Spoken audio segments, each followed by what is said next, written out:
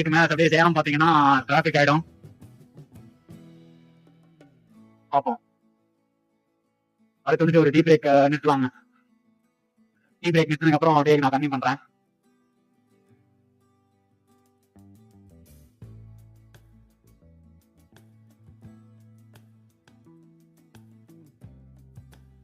கழுத்துவாங்க.